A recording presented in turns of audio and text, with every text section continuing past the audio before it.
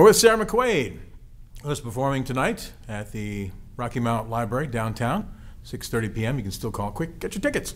Anyway, I was curious about some of your songs seem to be very, very personal. You seem to really draw from deep within. And one song you did on the Air Force at the radio station today was about, actual after death. Yeah. How do you go into this, and did something just pop into your head? Did you like, I want to explore the whole process of life? You seem to be very connected to everything around you, as far as what I can tell from the time we've known each other here. Yeah. It seems like you're in touch. I mean, you're concerned about yourself, the environment, your health, and all that. Okay, yeah, I guess that involves death too, because everybody's going to die. Yeah. So where did that come from? First of all, the song's called "Break It Down." Is that right? Break Me Down. Break Me Down. Oh, yeah. It's specific. Broken down specifically. Yeah, break me down. Break me down till I have nothing. I was thinking about death, as I often do. Oh boy! I probably think you more must about be death fun in at the parties, after. huh? Oh yeah, hilarious. But I was thinking.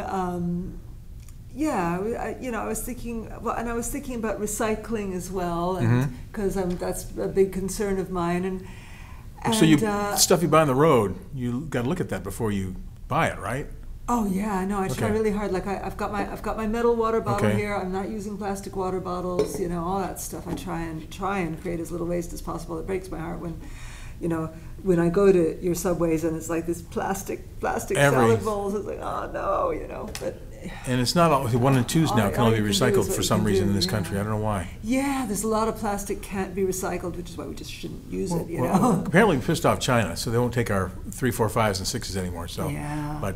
But we still try. My suspicion was those things ever being recycled anywhere, or was it just all going into landfill? But we don't really know for sure what was happening to it. Metal's not so bad. I mean, well, we've got scrap places that actually you can take that once it's past its useful life. So try and.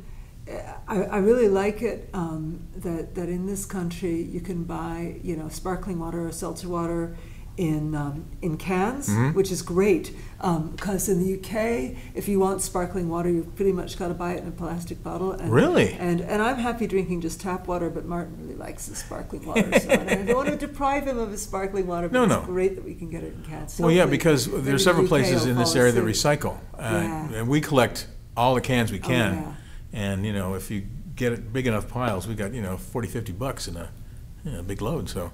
I like that idea. Yeah. So you're very concerned about everything you do, I think, in a way. Oh yeah, big time. And I was thinking about, well, when I die, what happens then? And I thought, wouldn't it be lovely if I could actually be composted after I die? Now I don't know if that's going to be possible by the time I die. It depends when, Yes. And what happens? I know in Washington State they've actually just made human composting legal, which is brilliant. In the UK, we're a little bit behind on that, but what we do have is you can get natural. In fact, there's a natural burial place very near to where I lived, about a mile down the road from me. You picked out a spot? Well, not yet, because I'm still keen on the whole compost idea. Okay. I think it'd be nice to disappear altogether, and not even not even have a burial spot, just vanish, just. Be gone. Because you're everywhere. Yeah, be everywhere. You help be in the flowers and the trees, and oh God, you can get all metaphysical about it and go into the whole, what's the process? The water table and all that. Yeah. There's a place near where I live where you can be buried in a wicker coffin, so you're allowed to decompose naturally, and that would definitely be the next best thing for me. But I just thought.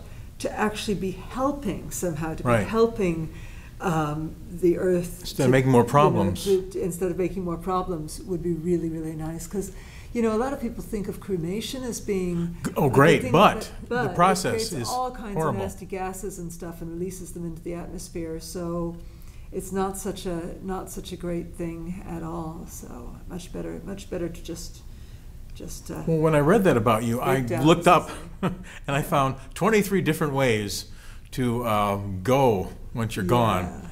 And there were several interesting ones that I hope I could do, although I probably can't afford it. There were several ones turning you liquid nitrogen and turning you into just and then spreading you around, which would look kind of nice to me. But I'm probably going to end up donating my body to science. Yeah, I want to save my family the burden. Basically. Yeah, in the song I have a line, if my organs are of use, I hope they find a happy home. You know? There you go. So yeah, take the organs for any bit that's useful, you know, take that away, and then put the rest of it to some use, you know, as well. I think that would be cool. Good for you. I want to ask you about your family and everything. Do you think you had parents from different cultures, right? Yeah. My father was Spanish. My mother was American. I never really knew my father. They split up pretty early on, and when I was 2, my mother and I moved from Spain to Chicago, which is where she was from. So I grew up in Chicago. Waukegan. Yeah. Oh, right above you guys. Yeah.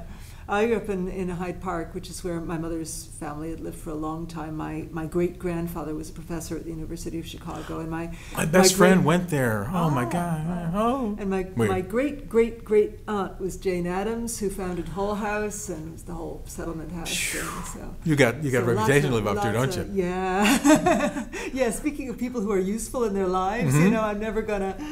Not quite that level, but try. Level, but trying, and in whatever little ways I can, you know. So you didn't learn speaking Spanish when you grew up at all, because Spanish was my first language. Oh, really? Funnily enough, Okay. well, my mother, both English and Spanish, kind of simultaneously. I spoke, and I spoke Spanish pretty well still when I was little, but I kind of gradually forgot it over time. But funnily enough, maybe because I spoke it so early on, my accent in Spanish is apparently really good. So when I say little Spanish phrases to people, they assume I'm a native speaker, you know, which is go back a few decades. Confusion a lot, you know. But I like learning different languages. I lived in France for a year, so I speak pretty good French, and I tour a lot in Germany and the Netherlands. So I've learned a bit of German and a bit of Nederlands. That's a scary language to me. I took it in high school, and it seemed scary, but it seemed to be easy flowing off of my tongue for some reason. I don't know why. Dutch or German? German. Yeah, I know. Yeah, in German it's a tricky language because it's got cases, you know. Yeah, feminine, masculine, nouns. Well, no, cases in terms of the way the actual article change is the or the and changes depending on how you're using the sentence. So, you know, when you say, I give the man the book, it's 2 different thes, you know, and the book is on the table is another set of 2 different thes, you know. So it all depends on what way you're using the article. Where they put the verbs is just ridiculous. Yeah, the verbs, yeah.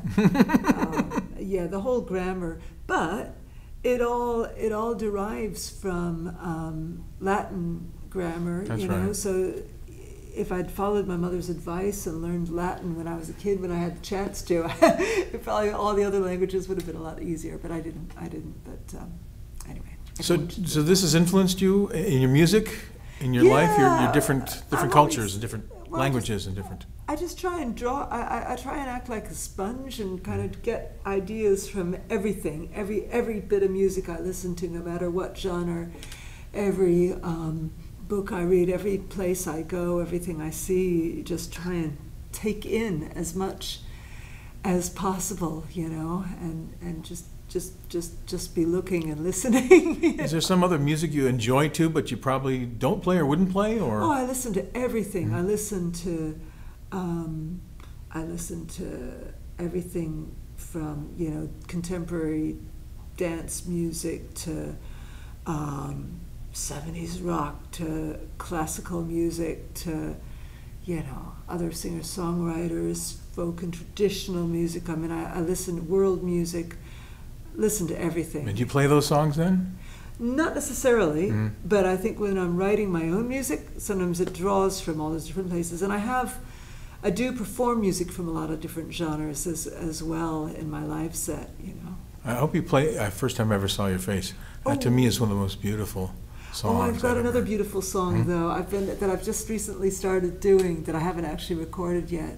It's same vibe though. You'll like it. Okay. Sarah McQuaid, SarahMcQuaid.com, and links to everything, right? That's right. Okay, thank you. Thank you.